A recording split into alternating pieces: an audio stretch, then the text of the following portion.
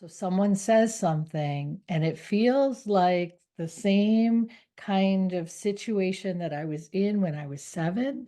So I react just like I did when I was 7. I run away, I hide, I have a temper tantrum, I yell and scream. Whatever it was that created the ability to survive at 7. Sometimes at 37 and 47 and 57, we're still falling back to those same techniques, even though we're not 7. Everyone, welcome to Authentic Conversations. If you're just joining us for the first time, welcome. And if you've been here before, welcome back. That's right. So, what are we going to talk about today, Susan? I think we still need to focus on because there's so much chaos going on, right? There's so much dysregulation in the world. Like, how are we regulating, right? What part are we doing? Like, it's all about maybe unlike. It's all about the response versus reaction. Right. And it's not just response versus reaction in the words that come out of your mouth, but it's in the body language. It's how you set yourself up. Sometimes our bodies respond to things in such a way that we don't really understand. When we get that feeling in the pit of our stomach or kind of that nervous energy jolting through the body, you know, 99.9% of the time, right? First of all, let's go back to what we know. We know that our thoughts will trigger the response in the body, right? And it's a response or a reaction, depending on the type of thought. So if the thought is provoking or fear-based, right, we're more prone to react to that. And the reaction comes from, so there's a mental response, there's a speaking or verbal response, and there's a physical response to whatever it is that we feel like we're being threatened by. But where all of that really comes from is our history, right? So at a point in time in our history, we had an experience that kind of embedded this reaction. So someone says something and it feels like the same kind of situation that I was in when I was 7. So I react just like I did when I was 7.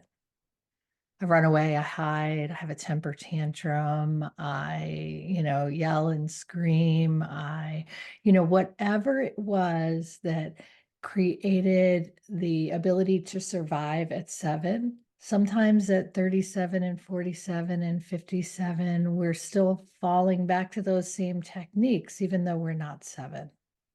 So the reason I bring this up is because we're in this holiday season and we're in this kind of this darkness right now. We just bridged, we're starting to get lighter, but it's the darkest time of the year.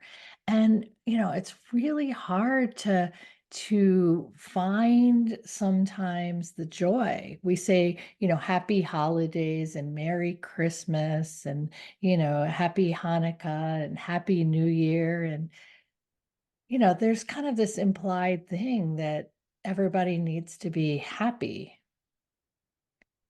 It's not necessarily seeking happy, but how about peace or comfort or supported, right? So how do we move away from the false notion that, oh, it's, Christmas in a couple of days and I should be rejoicing? When really there's so much, there's so much chaos. I mean, just economic pressures. There is, social pressures. There is coming off pandemics. There's, health related pressures. Um, so it's really hard to, you know, to to necessarily find that happy.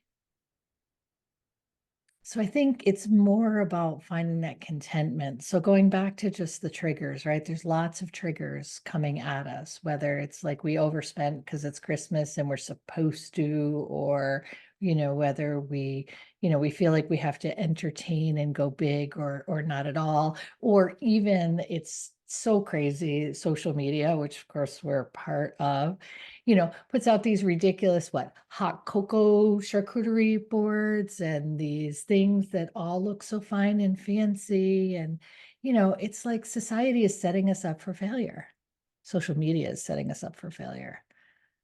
We don't have to do all those things. All of those things weren't important before and they're not important now. Sure, it's nice and, it's great. Someone takes 7 hours to set it up and gets professional lighting and, has 37 sponsors.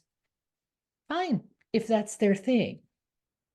But that doesn't mean the rest of us have to buy in or dig in. So ignore the external pressures and focus on what it is that brings you joy. So let's not be so quick to react to things like when we were 7. But let's find a pause and a response that feels good for us. That was a lot in a little. I feel like I'm a little all over the place today, but hey, it is what it is. And maybe it's just all of those feelings. There's a lot involved with There's a lot hosting, of us. travel. Yeah. Yeah, during this season, there's a lot coming at us. And I love the fact that you said, there's just these expectations. One that it comes from outside and the ones that we put in ourselves. As a parent, you think, you have to make Christmas this perfect image. Meanwhile, you're putting yourself through the biggest stress of the year. And it's taking that pause and saying, am I being actively connected with my kids? Am I being right there in this moment with them? Or is it all about this material stuff that's just, they open a gift and then they go, okay, what's next? Yeah. Yeah. And, 2 weeks from now, are they still going to be engaged with it or interested in it? And, this last minute running out and, padding the numbers and, making the pile look big, kids want what adults want. They want to feel connected.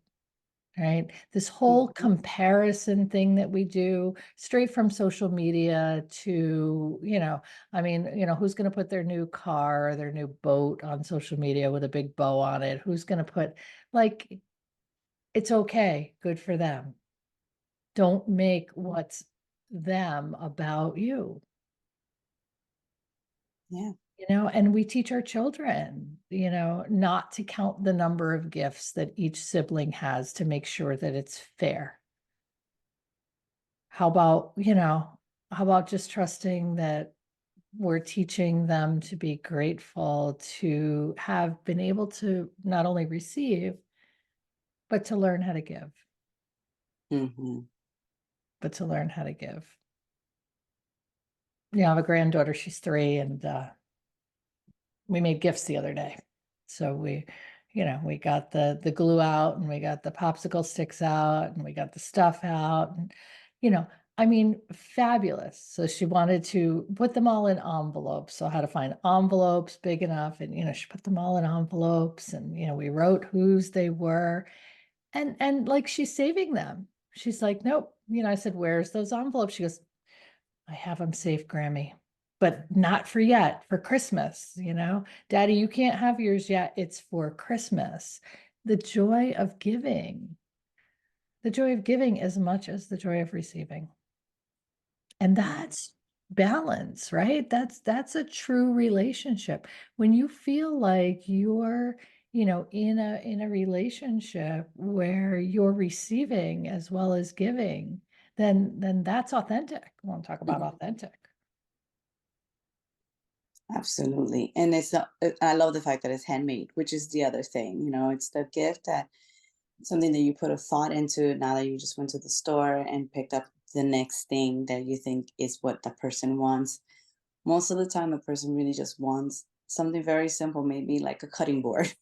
or your attention, Or your attention. or the I wants to understand the idea that you that you're thinking of them, that you're paying attention to who they really are and getting them, that one thing that's unique and special. I mean, it may be a photograph of the family, it might be a capture of something.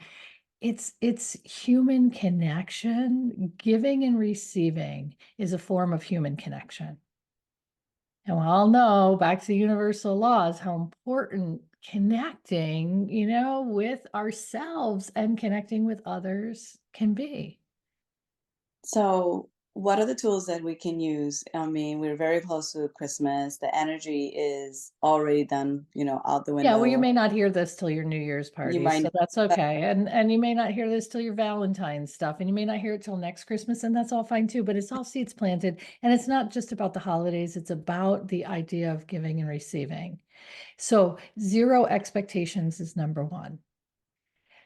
Don't be disappointed by others' responses or reactions to what you're offering that is heartfelt. Don't attach to the outcome. Don't expect anything. So the gratitude is in the joy of receiving something, right? And remember that behind the gift, whether it's the ugliest thing you've ever seen, or it's like, what the heck am I going to use this for? Or, oh, good, another dust collector. It's not that, right? It is the fact that that person took the time to choose to select to and that very thing reminded them of you in some way, shape, or form. So find the uniqueness in the value of that connection with that person. It's never about the things. It's never about the things. So no expectations, no disappointments, no expectations, no disappointments. You get to choose how you label. So we use the word gratitude and grateful, and I know it's overused this time of year. It should be overused every time of the year, right? Because the more grateful we are that people went out of their way and took their time, no matter what their token is, it's the thought and effort behind the token.